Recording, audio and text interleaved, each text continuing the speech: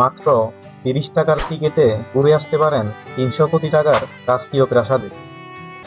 প্রায় কয়েক বছর ধরে সংস্কার আর সংরক্ষণের পর একদম নতুন রূপে সাজানো হয়েছে এই প্রাসাদ। এই প্রাসাদটি এখন ঢাকার সবচেয়ে আকর্ষণীয় আর জনপ্রিয় স্পটগুলোর একটি। আজকে আপনাদের নিয়ে ঘুরে দেখাবো পুরো প্রাসাদটি আর জানাবো এখানে আসার সহজ উপায়, টিকিট মূল্য, সময়সূচি এবং রাজকীয় স্থাপনার পেছনের গল্প। আমার পিছনে যেটা দেখতে পাচ্ছেন এটাই হলো সেই 300 কোটি টাকার রাজকীয় বাড়ি। ভিডিওর একদম শুরুতে জেনে নেওয়া যাক কিভাবে আসবেন এই অসাধারণ প্রাসাদে। রোজ গার্ডেন প্লেসটি সায়দাবাদের টিকাতুলির খুব কাছেই অবস্থিত। গুগল ম্যাপে রোজ গার্ডেন প্লেস লিখে সার্চ দিলেই সহজেই পেয়ে যাবেন সঠিক লোকেশন। এখান থেকে রিক্সা নিলে 40 টাকা ভাড়া নিবে। রিক্সাওয়ালাদের শুধু রোজ গার্ডেনের কথা বললেই সোজা গেটের সামনে নিয়ে যাবে। গেটের বাম পাশে দেখতে পাবেন টিকিট কাউন্টার। রোজ গার্ডেন প্রবেশ মূল্য 30 টাকা, শিক্ষার্থীদের জন্য মাত্র 10 টাকা। তবে অবশ্যই স্টুডেন্ট কার্ড সাথে নিয়ে আসতে হবে। 10 বছরের নিচে শিশুদের জন্য কোনো টিকিটের প্রয়োজন নেই। প্রাসাদটি সাপ্তাহিক বন্ধ থাকে রবিবার, সোমবার খোলা থাকে দুপুর 2টার পর থেকে। চলুন এখন ভিতরে গিয়ে এক্সপ্লোর শুরু করি। এই প্রাসাদটির সামনে বড় একটি গোলাপ বাগান ছিল। গোলাপের বিশাল বড়ে সাজানো জায়গা যা আজও কিছু অংশে দেখা যায়।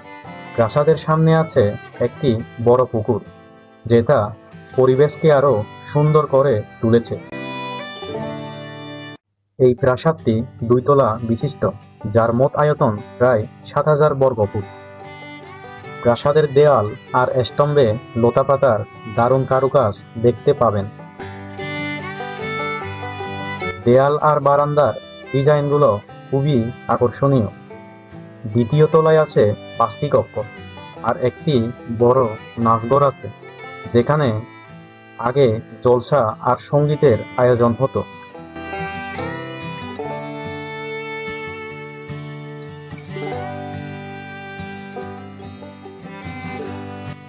চলুন এবার জেনে নেই এই রাজকীয় প্রাসাদের ইতিহাস সম্পর্কে। এই ভবনটি শুধুমাত্র বিলাস করার জন্য তৈরি করা হয়নি, বরং এটির পিছনে রয়েছে তৎকালীন সমাজের বর্ণ বৈষম্যের কারণে অপমানিত হওয়ার এক অন্ধকার ইতিহাস। এই রোজ গার্ডেন প্লেসটি তৈরি করা হয়েছিল 1931 সালে। এই প্রাসাদটি নির্মাণ করেন ধনী ব্যবসায়ী ঋষিকেশ দাস। একটি সামাজিক অনুষ্ঠানে অপমানিত হওয়ার পর তিনি নিজের সম্মান রক্ষার জন্য আরও সুন্দর ও জমকালো একটি প্রাসাদ বানানোর সিদ্ধান্ত নেন। আর সেই সিদ্ধান্ত থেকেই তৈরি হয় এই রাজকীয় রোজ গার্ডেন প্লেস। তবে নব্যধনী ব্যবসায়ী হওয়ার কারণে এই বাড়িটি সম্পূর্ণ নির্মাণের আগে ঋষিকেশ দাস আর্থিকভাবে দেউলিয়া হয়ে যায়, যার জন্য 1937 সালে খান বাহাদুর নামে এক ব্যক্তির কাছে বিক্রি করে দেন। তবে খান বাহাদুরের মৃত্যুর পর এই বাড়িটির মালিকানা পায় তার ছেলে হুমায়ুন সাহেব, যার জন্য এই বাড়িটি অনেকের কাছে আজও হুমায়ুন সাহেবের বাড়ি নামে পরিচিত।